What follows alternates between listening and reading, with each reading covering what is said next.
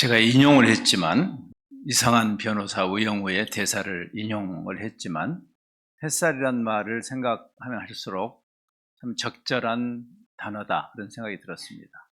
해라는 말보다 햇살이란 말이 훨씬 수혜자 입장에서는 피부에 와닿는 표현이죠. 그렇죠? 태양의 밝기와 열기를 태양이 자기만 머금고 있다면 우리에게는 와닿지 않겠죠. 근데 보내주는 거죠. 그 밝음을, 그리고 그 뜨거움을 보내주는 햇살, 사랑이 갖는 타자성입니다. 그러니까 이기심은 굉장히 병적인 사랑의 현상이죠. 그래서 죄성이죠. 삼위 하나님이 서로를 향해서 있는 4세기의 그 갑바도기아의 교부들이 삼위일체를 그렇게 이해했습니다.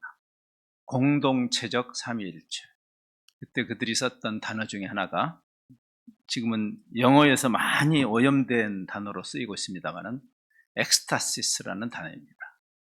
마약의 이름이기도 하고, 엑스타시, 어떤 건강하지 않은 쾌감을 말할 때 엑스타시를 쓰죠. 근데 사실은 그 원래 의미는 굉장히 거룩한 의미입니다. 타자를 향함, 타자를 향해서 서 있다라는 뜻입니다. 엑스타시스, 이타성이죠. 하나님이 사랑이시다고 할 때 하나님의 본성이, 이기심이 부재한, 하나님의 죄가 없으십니까? 그 사랑이 우리를 향하는 것이고, 그 사랑에 취한 우리가, 그리스도의 사랑이 우리를 강권하심으로, 그 사랑을 누리는 자는 사랑을 필연적으로 나누는 자가 되는 거죠. 컨테인 할 수가 없어요. 불가한 이야기입니다. 달이 태양빛을 받으면 달이 스스로 그 빛을 컨테인 할 수가 없어요. 그래서 우리가 달을 보는 겁니다. 반사하기 때문에. 햇살. 우리가 사랑을 많이 이야기하지만 그 사랑이 타자를 향하지 않는다면, 세상을 향해서 발휘되지 않는다면 소망은 없죠. 2000년 역사가 그것을 말하죠. 오늘 우리가 그 유명한 선한 사마리아인의 비유라는 이야기를 들려주시는 그 장면으로 가게 됩니다. 강도 만난 사람. 세상은 강도 만난 사람과 같죠.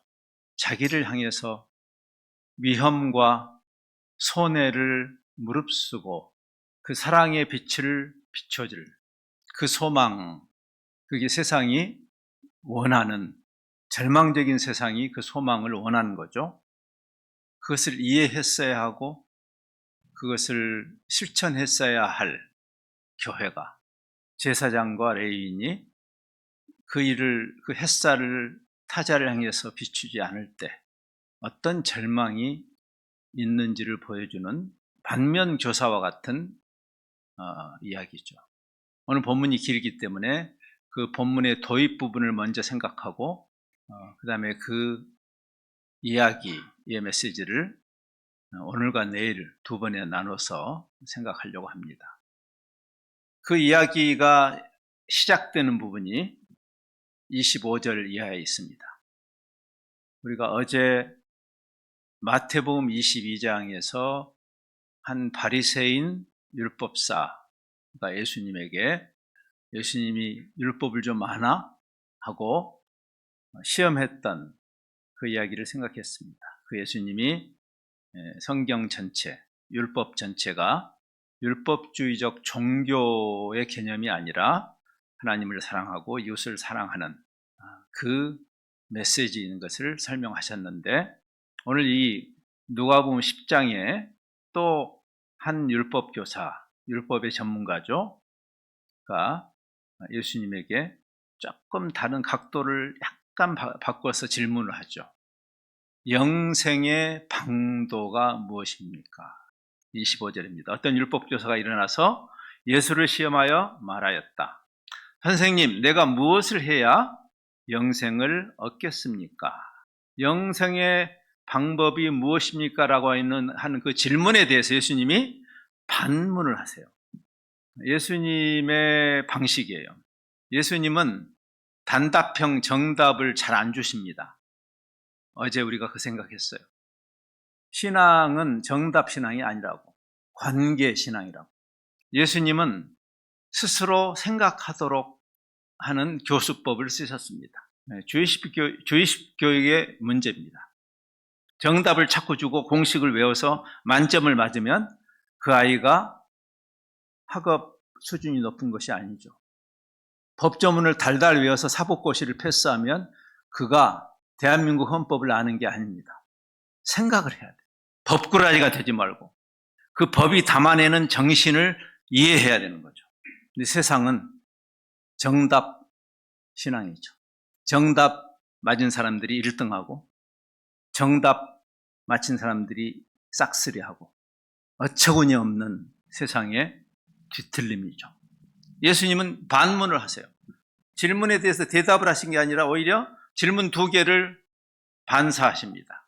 첫 번째 질문은 율법에 뭐라고 기록되어 있냐? 너 율법사 아니야? 율법에 뭐라고 기록되어 있냐? 요즘 용어로 바꾼다면 팩트 체크입니다. 그렇죠? 우리가 신앙을 이야기할 때 최소한 성경이 말하는 것에부터 출발하는 게 맞습니다. 자기 생각을 집어넣지 말고 말씀을 닫아놓고 사는 시대라고 저는 생각합니다. 중세 암흑기는 성경이 없어서 암흑기였어요. 개인이 성경을 소장할 수 없는, 구텐베르크가 이 활자를 발명하기 전이니까. 그러니까 음식으로 치면 6.25 동란 직후 보릿고개 시절 음식이 없어서 굶어 죽었죠. 그 당시에는 실제로 문자적으로 굶어 죽었습니다. 근데 지금은 음식이 차고 넘치는데 굶어 죽는 사람들이 있죠. 지금도 안 먹어서, 거식증에 걸려서. 현대 교인들이 거식증에 걸린 사람들이에요. 말씀을 보질 않아. 이상한 가짜 무당들이 목사의 탈을 쓰고 나타나도 아멘 할렐루야 하면서 쫓아가는 참 어리석기 그지없는 우매한 거식증 환자들. 2010년에 남아프리카 공화국의 케이프타운에서 제3차 로잔대회가 열렸을 때 그때 지금 세계교회가 당면한 핵심적인 이슈 중에 하나로 바이블 파버티, 성경 기근을 들었습니다. 그럼 집집마다 성경 여러 권씩 있죠? 어느 집에 갔더니 의자가 삐걱거리니까 밑에 받침대로 쓰더라고요. 하도 많아가지고. 재활용품 나가면요, 성경 버려놓은 거 많습니다, 요즘. 읽는 성경 자랑 말고 읽은 성경 자랑하자. 뭐 아멘까지 하실 건 없고요. 율법에 뭐라고 기록했느냐, 성경이 뭐라고 말하느냐, 도대체 습관적인 종교 생활이 무슨 유익이 있겠는가? 아무 생각이 없고. 그러니까 종교 권력자들이 가스라이팅 하면 가스라이팅을 당하는 우매한 종교꾼들이 되셔야 되겠는가? 그게 첫 번째 질문. 율법에 뭐라고 기록했고, 근데 또 한 가지 중요한 질문이 있어요. 너는 그것을 어떻게 읽느냐? 너는 어떻게 해석하고 어떻게 적용하는가 하는 거예요. 성경을 달달달 외워도 그 성경이 나를 바꾸지 않는, 내 생각을 주장하기 위해서 성경을 신여로 쓰는 그런 문제에 대한 지적이죠. 율법주의의 문제입니다. 현대 교회의 문제이기도 합니다. 그런데 참 첫 번째 질문에 대해서는 이 율법사가 정확하게 대답을 하죠. 우리가 어제 마태복음 22장에서 만났던 바리새 율법사보다는 한 수 위인 듯 합니다. 왜? 그런 정답을 말했습니다. 27절입니다. 그가 대답하였다. 내 마음을 다하고 내 목숨을 다하고 내 힘을 다하고 내 뜻을 다하여 주 너희 하나님을 사랑하여라 하였고 또 내 이웃을 내 몸같이 사랑하여라 하였습니다. 아마 그 당시에 율법사들의 두 학파, 이런 학파가 있죠. 여기 플로리다 대학에 여러 분야의 또 학파들이 있습니다. 그렇죠? 스쿨, 어떤 경제학이면 경제학, 경영학이면 경영학, 정치학이면 정치학, 그 학파가 있죠. 저도 언어학 공부를 했는데 언어학의 학파가 있어요. 그 당시에 아마 랍비 힐렐 학파의 율법사였던 것 같습니다. 힐렐 학파는 하나님 사랑, 이웃 사랑에 대한 이해를 가지고 있었어요. 구약 성경. 놀랍죠? 이게 정확히 정답을 알았던 거죠. 그럼 된 건가? 지금 우리를 놀래키는 지점이 이거예요. 정확히 알았어요, 이분은. 꿰뚫었어요, 성경의 정곡을. 그러나 그는, 그리고 역사적 교회와 우리는 그 정답을 어떻게 구현해내고 있는 것일까? 그것이 28절의 말씀입니다. 예수께서 그에게 말씀하셨다. 네 대답이 옳다. 정답은 안 해? 그럼 그렇게 살아라. 그럼 그렇게 살아라. 그것이 진짜 영생이다. 생각을 많이 하게 하는 대답이죠. 내일 주일 예배 때 저는 이 부분에 대해서 좀 결론 이야기를 더 하려고 합니다. 칭찬을 받았잖아요. 근데 약간 이게 칭찬인가 비판인가 헷갈리는 대답을 들은 거죠. 알기는 안 해. 그렇게 살아. 이게 칭찬이야, 면박이야. 그래서 그가 자기 합리화를 하고 싶었죠. 나 잘 그렇게 살고 있어요. 그것이 29절입니다. 그런데 그 율법교사는 자기를 옳게 보이고 싶어서 예수께 말하였다. 내 이웃이 누군데요? 이 질문의 의미를 이해하셔야 돼요. 자신감이 있었어요. 나 이웃 사랑해요. 랍비 힐렐의 가르침대로, 아니 구약의 그 요지대로 하나님을 사랑하고 이웃을 사랑하고 해서 저도 하나님을 사랑하고 이웃을 사랑합니다. 근데 그가 정의한 이웃이 누군가예요. 하나님 사랑, 형제 사랑할 때 역사적 교회는 그 형제 사랑을 예수 믿는 사람으로 제한해 왔습니다. 그게 맞나요? 유대인들이 이웃 사랑할 때 그 이웃을 동질 집단, 한국의 유교적인 표현을 쓴다면 외 집단이 있고 내 집단이 있습니다. 내 집단. 우리가 남이가 할 때 그 우리. 이제 세계 언어들이 많은데 세계 한 7,000개 언어가 있어요. 근데 그 중에 우리라는 영어의 we에 해당하는 우리라는 단어가 우리 한국말이나 영어는 하나예요. 그냥 we예요. 우리예요. 근데 많은 언어에는 두 종류의 우리가 있어요. 하나는 배타적 우리. 우리가 남이가 할 때 그 배타적 우리가 있고, 그 다음에 포용적 우리가 있어요. exclusive we가 있고 inclusive we가 있어요. 그래서 이웃 할 때 유대인들은 유대인들, 대단해요. 유대인들은 예나 지금이나 거지가 없습니다. 유대인들은 거지가 없어요. 서로 돌보기 때문에 자랑할 만하죠. 율법사들이 잘 가르쳤어요. 근데 예수님은 그 정도로 안 된다고 말하는 거예요. 그러니까 이웃이 누굽니까? 라고 말할 때 자신감이 있었던 거죠. 나는 이웃을 사랑합니다. 이웃을 도웁니다. 그러나 천지를 창조하시고 만유의 주제이신 하나님의 셈법은 아니죠. 그래서 이 이야기를 하시는 것입니다. 선한 사마리아인의 비유는 하나님 사랑, 이웃 사랑이 어떻게 해석되는가? 아니, 본디 하나님께서 이 계명을 주신 의도가 무엇인가? 오늘 아침에 그 이야기를 했습니다. Letter of the law. 그 율법의 문구 말고 Spirit of the law. 그 율법이라는 그릇에 담겨 있는 내용물이 뭔가?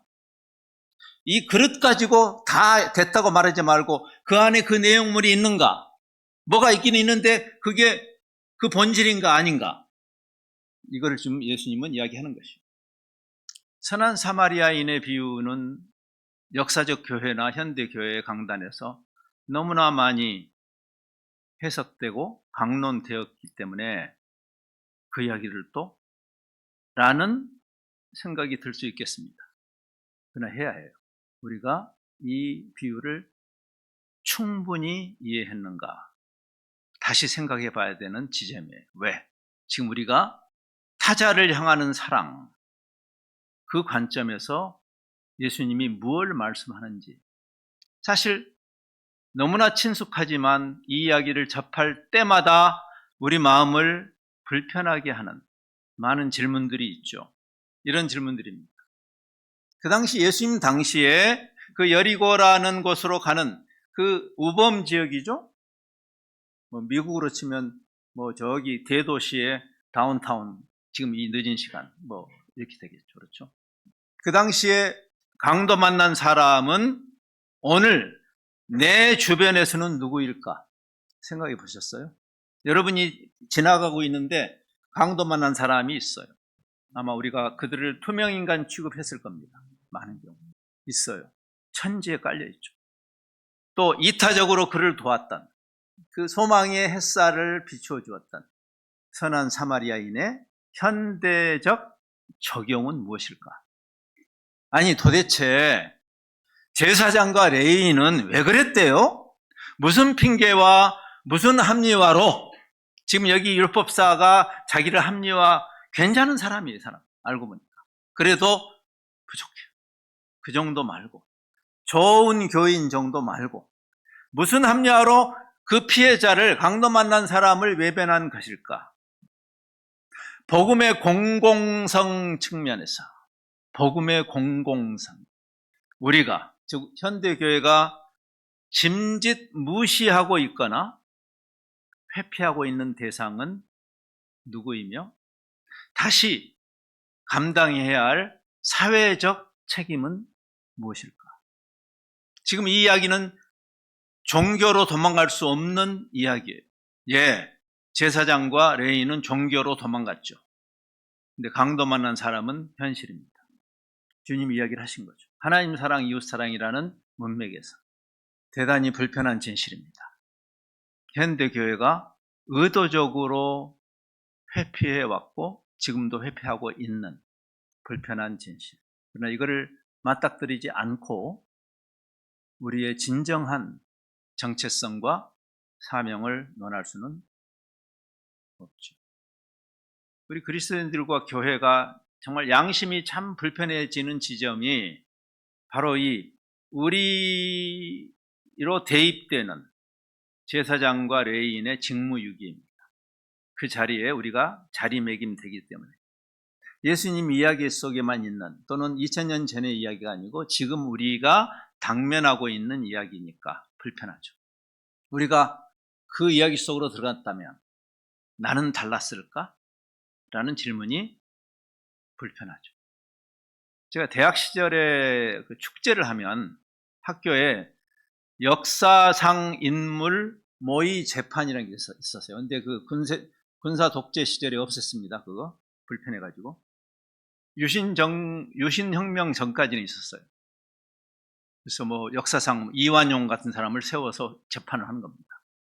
역사적으로 재판을 못했던, 했어야 하는 사람들. 그게 불편하죠. 악한 정권이 나쁜 일을 하는 사람들은 불편합니다. 그런 이야기를 하면. 그래서 그를 아예 못하겠어요. 근데 문득 그 생각이 들었어요. 내 마음속에. 그 모의 종교 법정을 만들어 놓고 이 이야기 속에 제사장과 레위인을 소환한다면 재밌겠죠? 우리가 짐작할 수 있어요. 지금 여기 율법사가 면피용 질문을 던지듯이 아마 변명을, 자기들이 그 강도 만난 사람을 도우지 않은 이유에 대해서 굉장히 조리 있게 변명할 것입니다. 합리화, 핑계, 그것이 죄성의 본질적 현상임을 우리는 최초의 원죄 사건에서 이미 보죠. 아담의 핑계. 우리 속담에도 핑계 없는 무덤 없다, 그런 말 있잖아요. 그것이 타락한 인간 본성의 민낯입니다. 역사상 그리고 현재 법정에 서 있는 수많은 범법자 중 그럴듯한 핑계 없는 사람이 있나요? 교회는 어떤가요? 강도 만난 자들을 향해서 외면하는, 그리하여 세상의 소망의 햇볕을 차단하는 그 핑계는 도대체 무엇인가요? 현대판으로 우리 곁에 우리가 선한 이웃이 되기를 갈망하는, 그 사람들을 돕지 않는, 보지 않는 우리의 변명은 무엇일까요? 이 이야기는 그 이야기를 하는 겁니다. 오늘 그 가상 정교 재판에 이 제사장과 레위인을 세우겠습니다. 두 가지 불편한 진실에 대해서 우리가 이야기를 하려고 합니다. 오늘 첫 번째, 내일 두 번째. 이미 오늘 아침과 어제 힌트가 나왔죠. 종교적 핑계. 오늘 그 이야기를 좀 하려고 해요. 왜? 역사적 교회와 현대 교회가 종교적 핑계를 일관되게 사용했습니다. 지금도 그렇습니다. 우리 양심을 무마하는 용도로, 강도 만난 이웃을 회피하는 것을 합리화하는 용도로, 저들은 내 이웃이 아니야 라고 말하는 그 합리화에 우리가 동조해온 그 용도로 종교라는 핑계를 댔습니다. 아마 그랬겠죠. 제사장이니까, 레위인이니까 아마 그때 제사를 집례하러 가는 길이었을 가능성이 있습니다. 그렇죠? 늦어서야 되겠어요? 아이고, 예배 시간이 이렇게 촉박하지만 않았어도 아쉽네. 안 됐네. 그래도 더 중요한 일이 나한테 있는데. 강도 많은 사람이 있는데, 아이고, 내가 오늘 찬양 인도를 맡았는데, 내가 이 건반 가지고 가야 되는데. 굉장히 합리적인 핑계이죠. 그게 지금 2000년 동안 교회가 해온 핑계입니다. 이 껍질을 위해서 내용을 포기해온 교회. 그건 저도 마찬가지예요. 지금 사순절이죠. 사순절에 우리가 무슨 묵상을 해야 할까요? 십자가의 도는 어떤 의미일까요? 예수님이 종교적 핑계를 대고 십자가를 안 지셨다면 어떤 일이 일어났을까? 많은 생각을 해야 합니다. 100번 양보해서 그래, 내가 제사에 늦을 각오로 피해자를 돕자. 근데 분명히 율법에 제사를 집례하는 자가 죽었을 수도 있잖아요. 지금 피를 철철 흘리고 누워있는데 살았는지 죽었는지 알 수가 없어요. 그러나 그 시체를 접하는 것은 부정타는 일이니까 그 정결 규례를 생각할 때 내가 일반 평신도만 됐더라도 얼마나 멋있는 핑계예요. 얼마나 정당한 핑계냐고. 법을 어겨도 그럴듯한 핑계를 대면 사람들이 속아 넘어가는 그런 세상이죠. 오늘 아침에 그래서 그 이야기를 했습니다. 견월망지 이야기했죠, 제가. 율법이라는 손가락이 가리키는 메시지를 놓쳤기 때문이죠. 즉 예수님의 반문 중에 첫 번째 반문은 알았지만, 그렇죠? 성경이 이걸 말한다. 근데 너는 그것을 어떻게 읽고 어떻게 반응하니? 라는 두 번째 질문에서 걸린 거예요. 우리 모두가 그래요. 말씀조차도 안 읽는, 그래서 아예 무당 종교로 전락한 수많은 교회들과 여러분 교회는 좀 다를 겁니다. 괜찮은 교회예요. 좋은 목사님 계시고 말씀을 중시하고 좋은 출발입니다. 근데 그걸로는 부족하죠. 너는 어떻게 읽느냐? 우리의 말씀 묵상이 나라는 존재와 나의 삶에 어떻게 구현되는가? 그렇게 살아라! 라는 말이 무엇인가? 예수님이 가르치셨고 모범을 보이신 거죠. 성경 전체가 그리스도에 관한 것이니까. 바울이 말한 대로 율법은 장차 실제로 오실 그 예수 그리스도를 향한 초등교사와 같다. 즉 율법이 손가락인 거죠. 아까 말한 견월, 그 다른 예수님이죠. 예수님을 가리키는 손가락이죠. 그러면 예수님을 이해해야 되는 거고 그분을 따르는 자들을 제자라고 하는 거죠. 제자들이죠, 여러분은. 종교인들이 아니라 제자들이죠. 그래서 예수님이 분노를 바라신 겁니다. 율법학자들, 바리새파 사람들, 가장 믿음 좋은 척하는 사람들, 집사들, 권사들, 목사들, 선교사들아, 이것들아, 위선자들아, 너희에게 화가 있다. 율법에 적혀있는 그 문구는 또박또박 잘 지키면서 박하와 회양과 근처의 11조는 잘 들이면서 그 그릇이 담아내는 본질은 없구나. 그릇만 있어. 그릇만 멋있어. 율법의 더 중요한 요소. 하나님이 사랑이시고 하나님이 정의로우시고 그리고 신뢰할 만한 trustworthy 하신 분. 우리 믿음의 개념이 이게 사람이 신의가 있어야지. 사람이 피를 흘리고 죽어가는데 종교는 둘째치고 네가 인간이냐? 라고 비난을 받을 만한 일을 한 거죠. 지나쳐간 사람. 이 사람이 제사장이고 레위인이죠. 목사고 성도죠. 하루살이는 걸러내면서 낙타를 삼키는 모든 영역에서 이 고민이 필요해요. 여기 지금 플로리다 대학교와 연관해서 공부를 하거나 티칭을 하거나 연구원이 되거나 다양한, 제가 아까 점심 때 다양한 영역에서 자기 전문 분야에서 일하시는 분들 있는 것을 보았어요. 크리스찬으로서 그 자리에 있는 거죠. 하나님의 백성으로 그 자리에 있는 것입니다. 여러분의 신앙의 발휘는 여기서가 아니라, 이 교회당에서가 아니라 그곳에서 있는 거죠. 그때 여러분은 어떤 법조인이 돼야 되고, 어떤 정치인이 돼야 되고, 어떤 의료인이 돼야 되고, 어떤 교육가가 돼야 되고, 어떤 경제인이 돼야 되는가?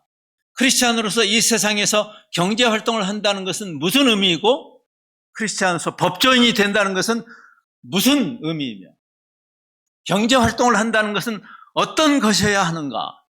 헌법을 달달 외워서 사법고시를 패스하면 법을 아는 것일까? 지금 이 율법사가 법은 잘 알았어요. 근데 헌법의 정신은 모르는 법꾸라지들, 개인의 야욕이나 패거리의 불이한 이익을 위해서 너무나도 철판 깔고 사회를 혼란케 하는 그런 사람들이 또 꼭 교회 다녀요. 교회 좀 안 다녔으면 좋겠는데. 예수님의 이야기에도 여지없이 제사장과 레위인, 불편해. 의료인이 신앙을 떠나서라도 처음에 여러분이 의료인으로서 선서할 때 히포크라테스 선서, 그 선서에 충실해야 되는 거 아닌가요? 신앙은 둘째치고 법조인이 그 나라의 법을 준수하고 법을 지키겠다는 그 선서에 종교를 떠나서라도 충실해야 되는 거 아닌가요? 정치인이, 저는 그리스도인들이 모든 영역에 들어가야 된다고 믿어요. 근데 하나님을 이용해서 자기의 불이한 이익을 강화하는 그런 철면피 같은 종교꾼들이 돼서는 안 돼요. 그러면 세상이 절망해요. 기독교가 개독교가 되는 거예요. 그래서 주님의 이야기 속에 주님의 그 안타까운 외침이 있어요. 그 안에. 2000년이 흐른 다음에 현대교회는 좀 좋아졌을까요? 그래 보이지 않습니다. 그래서 우리는 다시 한번 주님의 그 두 번째 반문을 생각해야 돼요. 이 방대한 계시를 통해서 하나님이 무엇을 말씀하시려고 하는지를 깊이 묵상해야 돼요. 시편 1편의 저자가 그 사람이 복이 있다. 주야로 묵상한다는 말의 의미예요. 24시간 성경 공부하란 말이 아닙니다. 그건 불가능합니다. 그럼 그 말이 무슨 말일까요? 복 있는 사람은 여호와의 그 말씀을 즐거워하고, 사랑의 편지니까 즐거워하겠죠. 그리고 그 말씀 안에 담겨있는 하나님의 뜻, 하나님의 의도를 묵상하는 거죠. 그리고 그 말씀이 나를 규정하고, 우리가 매일 매순간 수많은 결정들을 하면서 삽니다. 그렇죠? 여러분이 오늘 여기 오면서도 결정했을 거예요. 오늘 저녁에 가 마라부터 시작해서, 간다면 건강 삼아서 걸어가, 자전거 타고 가, 아니면 차를 타고 가, 대중교통을 이용해, 수많은 결정들이 있잖아요. 근데 하나님의 말씀이 나를 규정하고, 그래서 의식적으로 무의식적으로 하나님의 말씀의 그 법도가 나의 결정의 기준이 되는 데까지 가는 것.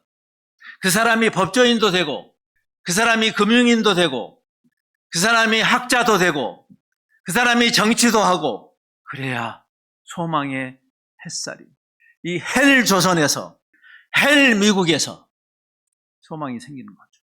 그 소망의 칼자루를 여러분에게 쥐어주신 거예요. 하나님께서. 종교꾼이 되어서 절망의 나락에 함께 떨어지지 않아야 하는 이유죠. 오전에 제가 스캇 맥나잇이라는 사람을 소개했어요. 예수 신경, 하나님 사랑, 이웃 사랑, 그것이 성경 전체다. 그 책을 읽으면서 그분이 이런 이야기를 했어요. 하나님의 말씀을 사랑하다, 하나님의 율법을 사랑하라는 그 말은 그 율법이 사랑의 율법이기 때문에 그렇다. 잘 생각해 보세요. 말씀을 사랑하십시오, 기도하십시오, 이렇게 말하는 것은 틀린 말은 아니지만 아직 본질에 가 있는 이야기는 아니라는 거예요. 말씀을 사랑해야 되는 게 아니라 사랑의 말씀이기 때문에, love of the law 이전에 the law of love를 이해해야 되는 거예요. 하나님이 우리에게 사랑의 말씀을 주셨어요. 그러니 그 사랑의 말씀을 내가 사랑하지 않겠어요? 여러분이 성경을 읽고 기도하는 것조차도 하나의 종교적 의무감으로 한다면 슬픈 일이죠. 그래서 하나님이 여러분을 사랑하시고 사랑의 편지를 보내셨는데, 아까 제가 우리 젊은 분들하고 앉았더니 사모님을 어떻게 만나셨어요? 그러더라고요. 그래서 생각해보니까 오랜만에 받는 질문이 맞아요. 하도 오래돼가지고 제 아내를 만난 지가. 네. 제가 대학교 4학년 졸업반 때 제 아내가 대학교 1학년이었어요. 도둑은 아니잖아요. 그렇죠? 웃지 말아요, 이렇게. 제가 이제 졸업하면서 군대를 가야 되는데 마음이 급해졌어요. 그래서 프로포즈를 했습니다. 1학년한테. 촌스럽게 저기 서대문에 있는 코스모스 다방에서 프로포즈를 했습니다. 1974년 12월에. 그리고 한 달 후에 저는 입대했습니다. 결과적으로 제 아내는 고무신을 거꾸로 신지 않은 거죠. 제가 이렇게 하겠어요. yes, no를 너무 급하게 하지 말고 충분히 시간을 두고 하라고 그랬어요. 제가 이제 훈련을 받습니다. 한 달 동안은 밖에서 들어오는 편지를 안 보여줘요. 사회물을 뺀다고 그러더만. 사회물을 빼고 군대에 전념하기 위해서. 한 달 만에 묶여있던 편지가 전달이 됐어요. 저한테 우리 가족 편지도 있고, 근데 제 눈은 그녀가 보낸 편지. 그렇죠. 두툼한 편지였어요. 깨알 같은 글씨로 한 10장 썼어요. 질문. 기뻐서 열심히 읽는다? 1번. 2번. 짜증낸다. 이렇게 용건만 간단히 쓰지. 한마디로 말해서 yes였어요. 그 편지가. yes. 그럼 yes 그러면 될 거 아니에요? 성경이 너무 두꺼워서 짜증나십니까? The law of love. 사랑의 율법입니다. 사랑의 계시예요. 빼곡하게 하나님이 손편지로 우리에게 사랑을 고백하신 내용. 그 말씀을 사랑하지 않을 수 있다고요? 그 말씀을 종교적인 의무감으로 읽는다고요? 그 율법 전체가 궁극적으로 하나님의 사랑의 총화이신 그리스도를 가리키죠. 제가 오늘 아침 인용했죠. 요한복음 1장에 말씀이 육신이 되어서 우리 가운데 거하셨는데 그분을 보니까 하나님의 사랑, 하나님의 정의가 충만한 것. 그리스도인이 그래야 되지 않겠어요? 교회가 그래야 되지 않겠어요? 네? 이상한 기득권에나 빌붙어서 단물 빠는 그런 종교 쓰레기 집단이 되셔야 되겠냐 그 말이에요. 서도철 형사처럼 우리가 돈이 없지 가오가 없냐? 영화 좀 보세요. 우리 문화생활이 맞춰야 되니까. 만일 제사장과 레위인이 예수님의 이야기 속에 나오는 그 두 사람이 율법의 조문에는 바삭했지만 예수님의 반문의 첫 번째에 대해서는 정답을 갖고 있었지만 순종, 그 율법의 정신을 이해했다면 당연하게 강도 만난 이웃에게 다가갔겠죠. 율법 전체가 이 이야기를 하고 있다는 것을 인용하면서 제가 내일이 주일이기 때문에 너무 길어지지 않기 위해서 제가 한 가지 중요한 결심을 했어요. 오늘 메시지를 둘로 나눠서 오늘과 내일 이렇게 하기로 했습니다. 자비를 베푼 자입니다. 그런 말씀 있잖아요. 네, 사무엘상 15장에 똑같은 이야기가 있어요. 사울 왕이 사랑의 하나님의 그 사랑과 공의에 순종하는 그 일의 중요성을 깨닫지 못했던 사울 왕이 제사의 목숨을 거는 그 형태의 목숨을 거는 그 사건이 나왔을 때 그 유명한 이야기죠. 사무엘이 나무랐습니다. 본질을 놓쳤으니까. 주님께서 어느 것을 더 좋아하시겠습니까? 주님의 말씀에 순종하는 것이겠습니까? 아니면 번제나 화목제를 드리는 것이겠습니까? 지금 여기 순종과 제사를 구분하고 있다는 점을 주목하십시오. 우리는 제사를 드리는 것을 순종이라고 생각합니다. 제사도 드려야죠. 그릇도 필요하니까, 이 물을 담으려면 그릇이 필요하니까. 그러나 그 본질을 놓치면 이 그릇은 없어도 상관없어요. 그 이야기를 하는 거죠. 순종이 제사보다 낫고 말씀을 따르는 것이 순양의 기름보다 낫습니다. 거역하는 것은 점을 치는 죄와 같고, 저는 현대교회가 점쟁이들이 됐다고 생각합니다. 고집을 부리는 것은 확증 편향에 빠져서 도무지 이게 하나님의 진리인지 이데올로기의 종교인지 체제에 붙잡혀 있는 이상한 집단인지 알 수 없는, 그것은 우상을 섬기는 거라고 했어요. 현대교회가 우상을 섬기고 있죠. 그렇죠? 사랑과 공의의 하나님을 섬기는 게 아니고 우상, 이데올로기나 체제라는 우상을 섬기고 있죠. 재물의 우상을 섬기고 있죠. 예나 지금이나 하나도 변한 게 없어요. 하나님이 십계명을 주실 때 하나님의 사랑과 공의를 담아내는 십계명을 주시는 순간에도 황금 송아지를 만들던 그들이 지금도 잘 먹고 잘 사니까 좋아요? 아메리칸 드림을 이뤄서 좋아요? 하나님은 여러분의 아메리칸 드림을 이루는 종입니까? 하나님이 주신 킹덤 드림은 어떻게 하고? 많은 생각을 하게 합니다. 이스라엘이 망하기 직전에 왜 이스라엘이 망하는지를 예언했던 이사야의 말을 듣습니다. 이사야 1장 11절 이하의 말씀입니다. 주님께서 말씀하신다. 무엇하러 나에게 이 많은 재물을 바치냐? 아니, 하나님이 바치라고 해놓고 율법의 문구와 율법의 정신을 이야기하는 거예요. 나는 이제 숫양의 번제물과 살찐 짐승의 기름기가 지겹다. 문구가 지겹단 말이에요. 예? 나는 이제 수송아지와 어린 양과 순염소의 피도 싫다. 너희가 나의 앞에 보이려 오지만 누가 너희에게 그것을 요구했냐? 나의 뜰만 밟은 뿐이다. 우리가 혹시 교회당이라는 이 자리 밟고만 가는 거 아닐까라는 고민을 해야 돼요. 아무 생각 없이 그 명색이 내가 집사니까, 명색이 내가 이 교회 중직자니까, 명색이 내가 찬양 리더니까 안 올 수는 없고 그냥 여기 뜰만 밟고 가는 그런 사람이 될 거라면 안 나오는 것이 차라리 낫지 않을까요? 쓸데없는 일이라고 하나님이 그러시니까. 다시는 헛된 재물을 가져오지 말아라. 다 쓸모없는 것들이다. 분양하는 것도 나에게는 역겹고 본질이 없이 이것만 가지고 오니까. 초하루와 안식일과 대회로 모이는 거, 뭐 주일 성수요? 차라 차. 참을 수 없으며 거룩한 집회를 열어놓고 못된 짓도 함께 하는 것을 내가 더 이상 견딜 수가 없다. 제가 아까 이야기했잖아요. 꼭 파렴치법이나 법을 어기는 녀석들이 꼭 어느 교회 장로래나 심지어 어느 교회 목사래. 정말 돌아버리겠어요. 제가 정말. 하나님은 어떠실까?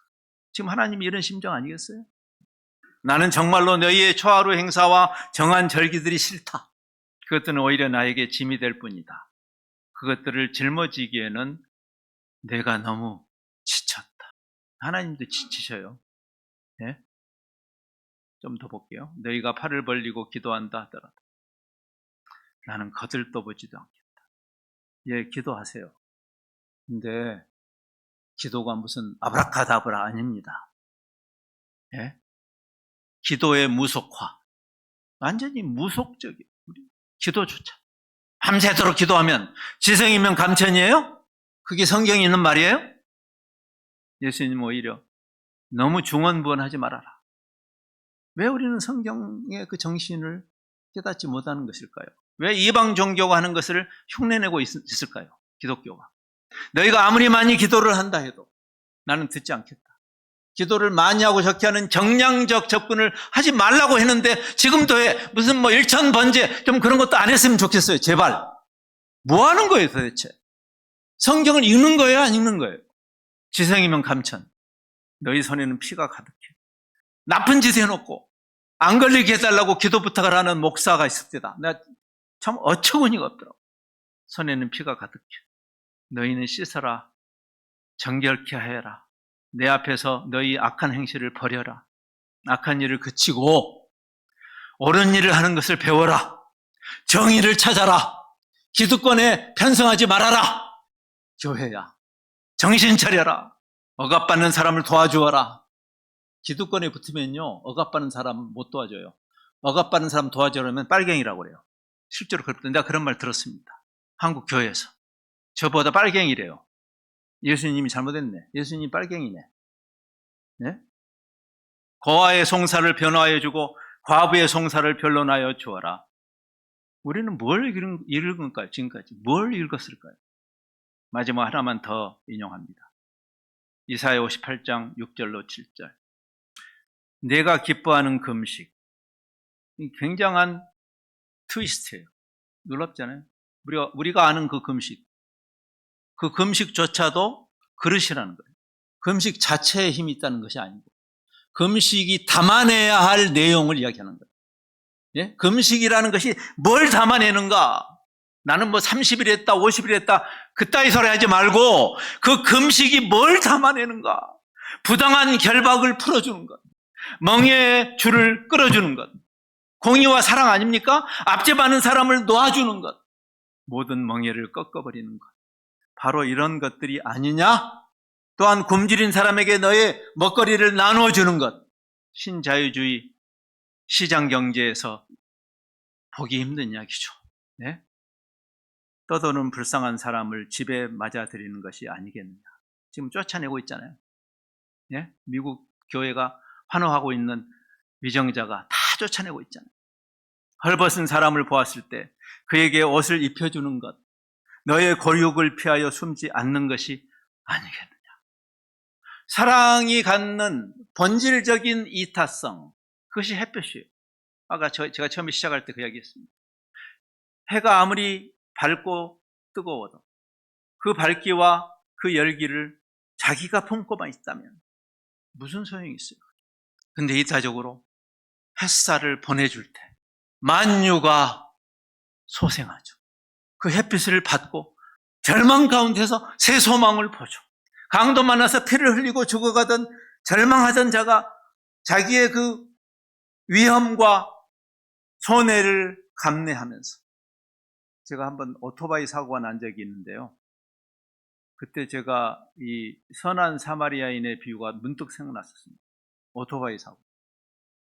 그 당시에는 헬멧을 쓰는 것도 법이 아니었어요. 오래 전 이야기입니다. 제가 군대에서 제 아내가 저를 포기할 뻔했던 사건. 피를 철철 흘리는데 한여름에 젊은이가 스피드를 좋아하잖아요. 그렇죠? 네, 젊은 초급 장교, 저는 ROTC 장교로 소대장이었는데, 그래서 신나게 달리다가 그냥 꼬라박았는데 슈퍼맨처럼 날아갔어요. 땅에 그냥 그대로. 이제 피가, 충격 때문에 통증은 그때는 못 느꼈는데 피가 철철철철 흐르는데 안 일어나죠. 뭐가 잘못됐는지 일어나지지가 않아요. 그리고 한여름인데 몸이 이제 너무나 출혈을 많이 하니까 몸이 막 떨리는데 누군가 나를 도와주지 않으면 죽겠다는 생각이 들더라고요. 근데 그때 남의 불행은 나의 행복이잖아요. 이런 구경을 좋아하잖아, 우리. 그렇죠? 사람들이 오기를 제가 소망을 가져요. 제가 비슷한 경험이죠. 사람들이 막 오니까 살았다 했는데 내가 이해는 돼요. 내가 피범벅이니까 누가 와서 나를 도와주려는 사람이 없고 전부 이렇게 먼 발치에 서가지고 이렇게만 했어. 그리고 동정심을 보내면 도움이 되나요? 예? 아이고 안 됐네. 젊은 사람인데 총각 같은데 장가 가야 될 텐데. 그게 신의를 버리는 거예요. 그게 신앙까지 거들먹거릴 필요도 없어요. 인간이면 정말 야속했어요. 한참을 그렇게 있다가 여러 사람이 있어요. 결국 선한 사마리아인 한 명이 나타났습니다.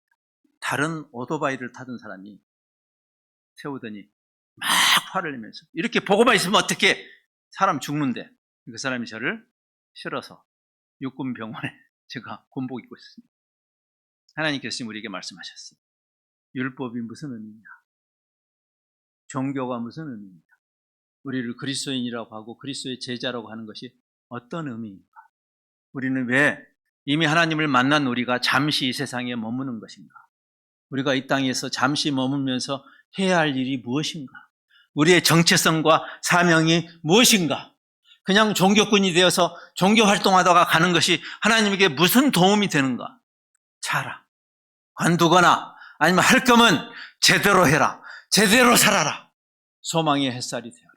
여러분의 생애가 누군가가 여러분에게 이 소망의 햇살이 되어준 것처럼 여러분의 생애가 다른 또 누군가에게 그 소망을 릴레이하는, 패스온하는 그런 생애가 되기를 바랍니다. 기도하겠습니다. 주님, 예수님의 이야기 속에 나오는 이 제사장과 레위인이 다른 사람이 아니라 우리가 아닐까 하는 섬뜩한 생각이 머리를 듭니다.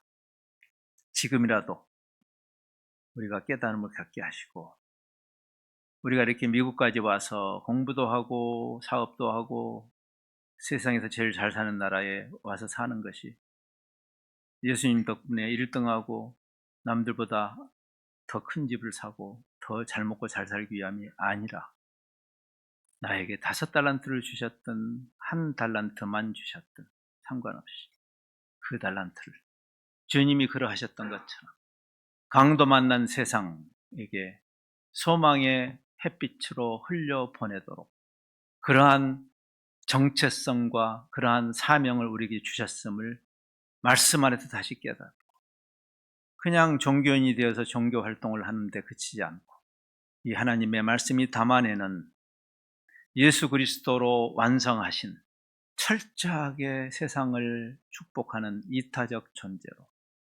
사랑의 공동체로, 타자에게 사랑을 흘려보내는 그러한 공동체로, 그 이름에 합당한 우리의 존재와 삶이 되도록 은혜를 베푸시옵소서.